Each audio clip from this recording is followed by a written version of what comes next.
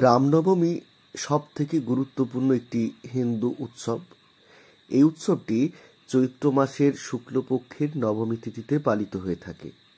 রামনবমী সাধারণত Gregorian calendar অনুযায়ী মার্চ-এপ্রিল মাসের মধ্যে পড়ে।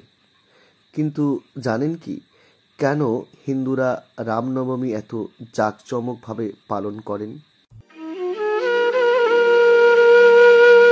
হিন্দুদের বিশ্বাস অনুযায়ী ভগবান রামচন্দ্র ছিলেন ভগবান বিষ্ণুর সপ্তম অবতার। ত্রেতা যুগে ভগবান বিষ্ণু রাম অবতার রূপে অযোধ্যার রাজা দশরথ ও রানী কৌশল্যার পুত্র হিসেবে জন্মগ্রহণ করেন। ভগবান রামের উল্লেখ যে শুধুমাত্র প্রাচীন হিন্দু গ্রন্থে পাওয়া যায় তা নয়, জৈন এবং বৌদ্ধ ধর্মগ্রন্থেও ভগবান রামের সশুদ্ধ উল্লেখ রয়েছে। ভগবান বিষ্ণু বিভিন্ন যুগে বিভিন্ন অবতার রূপে আমাদের পৃথিবীতে অবতীর্ণ হয়েছিলেন। এর উদ্দেশ্য ছিল সমস্ত মানুষকে ন্যায় ও সত্যের পথ দেখানো। পৃথিবীতে যখনই অসাধু মানুষের পরিমাণ বেড়ে গেছে এবং ধর্ম বিপন্ন হয়েছে, তখনই যুগে যুগে তিনি নানা রূপে অবতীর্ণ হয়েছেন। অসাধু ব্যক্তিদের বধ করে সাধু ব্যক্তিদের উদ্ধার করে ন্যায় ধর্ম প্রতিষ্ঠা করেছেন। এছাড়াও হিন্দুরা বিশ্বাস করে থাকেন এই নবমীতে দেবী পার্বতী আবির্ভূত হয়েছিলেন।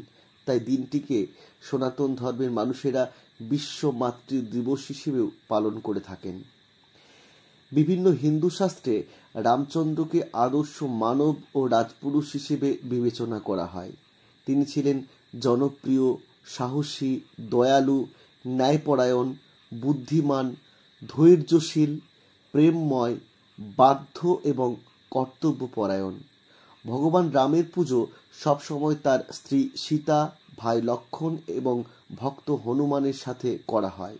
একই সঙ্গে সূর্য দেবতার পূজা করা হয়, কারণ রামকে সূর্য থেকে অবতীর্ণ বলে মনে করা হতো, অথবা তিনি সৌর বংশের অন্তর্ভুক্ত বলে বিশ্বাস করা হয়। ভগবান রামচন্দ্র তার প্রজাদের জন্য একটি কল্যাণকর রাষ্ট্র প্রতিষ্ঠা করেছিলেন এবং এই রাষ্ট্রটি সকলের কাছে অনুসরণযোগ্য। তিনি লোভ, ঘৃণা এবং পাপ মুক্ত ছিলেন। শক্তিশালী প্রতিপক্ষের বিরুদ্ধে যা সঠিক সেটাকেই সমর্থন করতেন এবং দুর্বলদের সবসময় রক্ষা করে চলতেন। এই কারণে আজও রামরাজ্য রূপক হিসেবে ব্যবহৃত হয়। অনেকের বিশ্বাস ভগবান বিষ্ণু পৃথিবীতে জন্ম নিয়েছিলেন অসুরদের অত্যাচার থেকে পৃথিবীকে মুক্ত করবার জন্য। সপ্তম অবতার রামচন্দ্রের অবতীর্ণ হওয়ার কারণ ছিল লঙ্কার রাজা রাবণকে শাস্তি দিয়ে ন্যায় ধর্ম প্রতিষ্ঠা করা। কিন্তু রাবণ ছিলেন বরপ্রাপ্ত, ভগবানরা তার বিরুদ্ধে লড়াই করে টিকতে পারতেন না। তাই বিষ্ণু মানুষ হিসেবে পৃথিবীতে এসেছিলেন। পৃথিবীতে ধর্ম রক্ষার জন্য রাবণকে যুদ্ধে পরাজিত করেন তিনি। সেই যুদ্ধে রাবণ প্রাণও হারান। রাম ভক্তদের কাছে রামের এই বিজয় ধর্মযুদ্ধে জয়ও বটে। তাই তারা রামনবমীর দিনটিকে খুব নিষ্ঠা নিয়ে পালন করেন। অনেকেই বিশ্বাস করেন এই দিন নিষ্ঠা নিয়ে পুজো করলে মনের অনেক আকাঙ্ক্ষা পূর্ণ হয়। ভগবানের কৃপায় সব ধরনের সংকট থেকে রক্ষা পাওয়া যায়। অনেকে আবার রামনবমীর দিন ভগবান রামের সঙ্গে দেবী দুর্গার পুজোও করে থাকেন।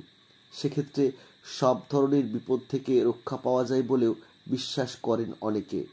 রামনবমীর দিন হিন্দু ধর্মের রামভক্তরা উপবাস করেন এবং নদীতে স্নান করেন। কিছু ভক্ত ছোট ছোট ভগবান রামের মূর্তিগুলোকে স্নান করান এবং সাজিয়ে তোলেন, সামনে একটি প্রদীপ জ্বালেন এবং তারপর ভগবান রামচন্দ্রকে স্মরণ করে প্রদীপটি একটি দোলনায় রাখেন। এ হলো মোটামুটি রামনবমী প্রবর্তনের ইতিহাস।